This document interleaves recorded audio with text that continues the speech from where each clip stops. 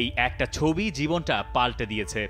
এই একটা ছবি পারত আক্ষেপ ঘোচাতে, ঘুচিয়েছে। লিওনেল মেসির জীবন পূর্ণতা পেয়েছে। এই ছবিটাও এখন পুরনো, মেসিও এখন পাল্টে গেছেন। আর কিছুতে না হোক বয়সটা তো পাল্টালো, ৩৭। লিওনেল মেসি এখন ৩৭। আর কটা দিনই বা খেলবেন তিনি? আরেকটা জুন, আরেকবার দেশের হয়ে ট্রেনিং ক্যাম্পে দিন কাটছে লিওনেল মেসির। এমন সময় কাটিয়েছেন বহুবার। ১৮ বছর বয়সেই দেশের হয়ে সংগ্রামে নেমেছিলেন মেসি। এমনই এক জুন মাসে ২০০৫-এর যুব বিশ্বকাপটা জিতে সেরা ফুটবলার হয়ে টুর্নামেন্টে সবচেয়ে বেশি গোল করে ১৮ বছর বয়সেই হয়তো স্বপ্নটা দেখে রেখেছিলেন আসল কাপটা ছুঁয়ে দেখার। এবার দুঃস্বপ্নটা তো ১৮তেই মাথা চাড়া দেয়। এরপর যা হয়, বয়স বাড়ে, দায়িত্ব চাপে কাঁধে, ছোট কাঁধও নুয়ে পড়ে। মেসি নাকি ভিন্ন গ্রহের অপার মেধা নিয়ে জন্মেছেন, কিন্তু মেধা থাকলেই সাফল্যের নিশ্চয়তা কি এই ধরনের কখনো দিয়েছে?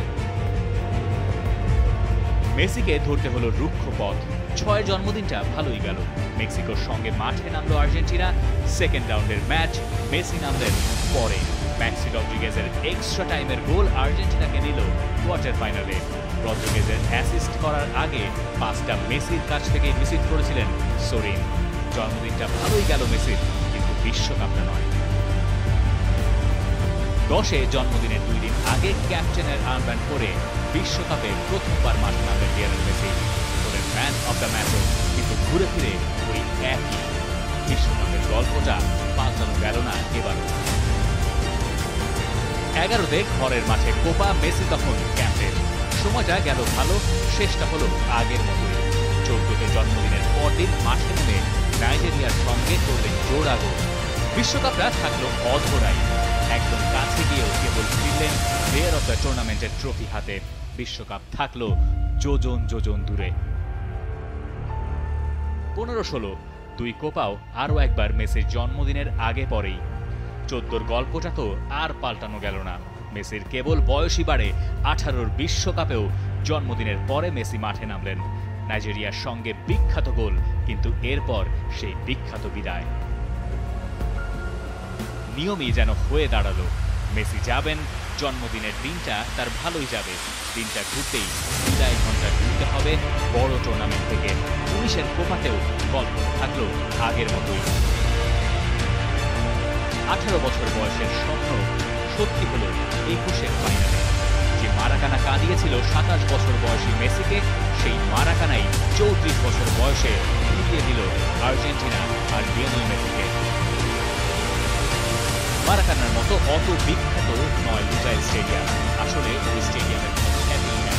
অথচ সেই স্টেডিয়ামই এখন ফুটবল লোকগাথার অংশ, এক মেসির জন্য। যে নাম আর যে মুহূর্ত একটা গোটা স্টেডিয়ামকেই এনে দিয়েছে জগৎ খ্যাতি।